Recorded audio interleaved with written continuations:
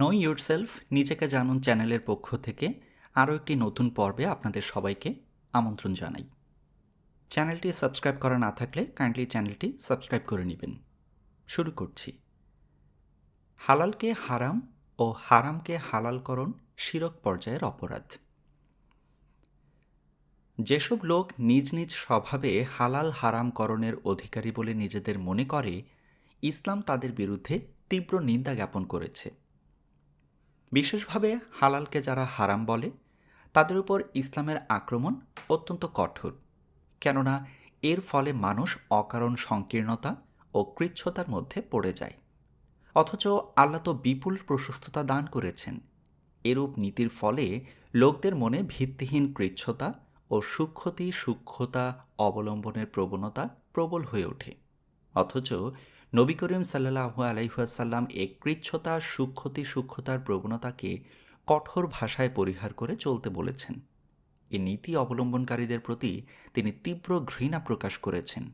তিনি বলেছেন, সাবধান, দ্বীন ইসলামের খুঁটিনাটি ব্যাপারে কঠোরতাকারীরা ধ্বংস হয়ে গেছে, ধ্বংস হয়ে গেছে, ধ্বংস হয়ে গেছে। মুসলিম, আহমদ, আবু দাউদ। তিনি মোহাম্মদের রিসালাতের বৈশিষ্ট্য বর্ণনা প্রসঙ্গে বলেছেন, আমি এমন এক দিনসহ প্রেরিত হয়েছি যা একমুখী, ঐকান্তিক ও সুপ্রশস্ত।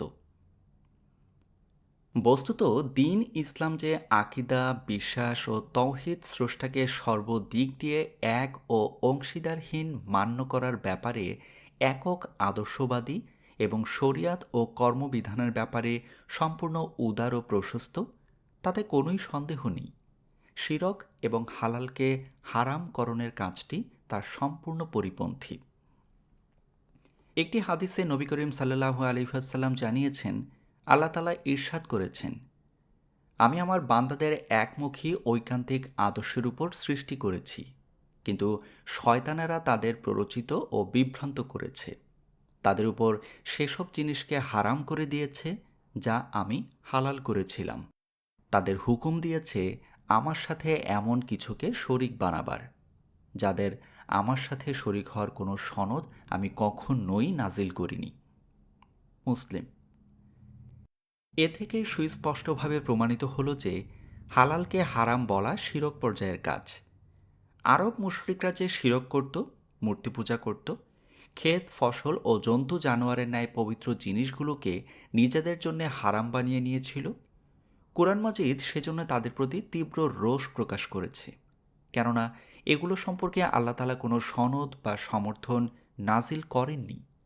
বহিরা, সায়রা, অসিলা ও হাম এসবই ছিল তাদের হারাম করা জন্তুগুলোর নাম।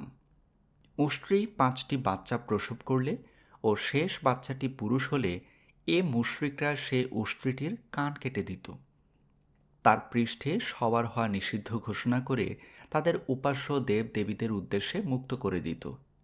অতঃপর সে উষ্ট্রিটিকে জবেহ করা বা তার উপর বোঝা চাপানো সবই সম্পূর্ণ হারাম বলে ঘোষণা করত। পানি, ঘাট কিংবা চারণভূমি থেকে সেটাকে তাড়ানো সম্ভবপর হতো না। এই উষ্ট্রিটির নাম দিত বহিরা, অর্থাৎ কান কাটা উষ্ট্রি। সায়রা বলা হতো সেই উষ্ট্রিটিকে, যেটিকে তার মালিক বিদেশ সফর থেকে ফিরে এসে বা রোগমুক্তি লাভ করে দেবতাদের নামে উৎসর্গ করে ছেড়ে দিত।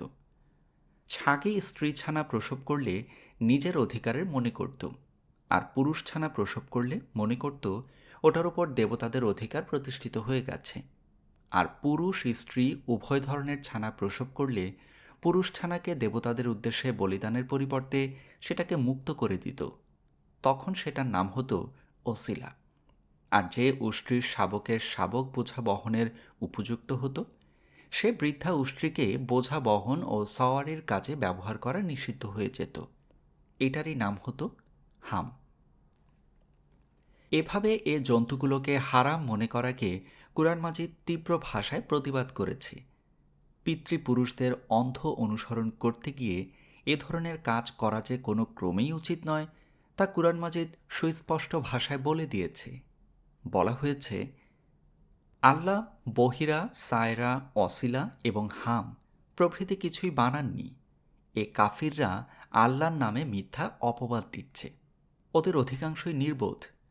ওদের যখনই আহ্বান করা হয় যে আল্লাহর নাজিল করা বিধান গ্রহণ করো এবং তার রাসূলের আনুগত্য করো, তখন ওরা বলে যে আমাদের বাপদাদার কাছ থেকে পাওয়া রীতিনীতি আমাদের জন্য যথেষ্ট। অথচ ওদের বাপদাদারা কিছুই জানত না, সত্য পথপ্রাপ্তও ছিল না তারা। তা সত্ত্বেও কি ওরা তাদের পথ অনুসরণ করে চলতে থাকবে? সূরা মাইদা ১০৩, ১০৪। সূরা আল আরাফে প্রকৃত হারাম জিনিসগুলোর উল্লেখ করে বলা হয়েছে, বলো, আল্লাহ তার বান্দাদের জন্য যেসব সৌন্দর্য সৃষ্টি করেছেন এবং যেসব পবিত্র রিজিকের ব্যবস্থা করেছেন সেসবকে কে হারাম করে দিল? সূরা আল আরাফ ৩২। বলো, আমার রব তো এসব জিনিস হারাম ঘোষণা করেছেন: নির্লজ্জতার কাজ, প্রকাশ্য বা গোপনীয় পাপ, অকারণ ও অন্যায় বাড়াবাড়ি, আর আল্লাহর সাথে শিরক করা, যার সমর্থনে তিনি কোনো সনদ নাজিল করেননি, সেই সঙ্গে যা জানো না তা আল্লাহর নামে বলা।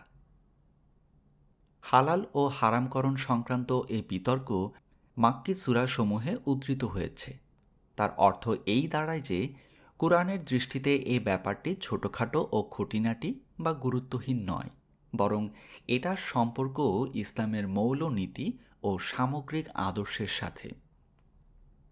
মদিনা শরীফে মুসলমানদের মধ্যে কৃচ্ছতা ও পবিত্র জিনিসগুলোকে নিজেদের উপর হারাম করার প্রবণতা তীব্রভাবে দেখা দেয়। এ পর্যায়ে আল্লাহ তাআলা অকাট্য ও সুস্পষ্ট আয়াত নাজিল করে তাদেরকে আল্লাহর নির্দিষ্ট সীমার মধ্যে থাকতে ও সিরাতুল মুস্তাকিমের উপর অবিচল হয়ে চলতে বলেছেন।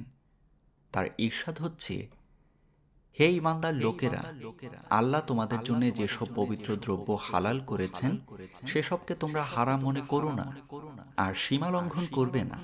নিশ্চিত জানবে, সীমা লঙ্ঘনকারীদের আল্লাহ আদৌ পছন্দ করেন না। আল্লাহ যেসব হালাল ও পবিত্র রিজিক তোমাদের দান করেছেন তোমরা তা ভক্ষণ করো, সেই সঙ্গে সেই আল্লাহকে ভয় করতে থাকো যার প্রতি তোমরা ঈমানদার বলে দাবি করছো।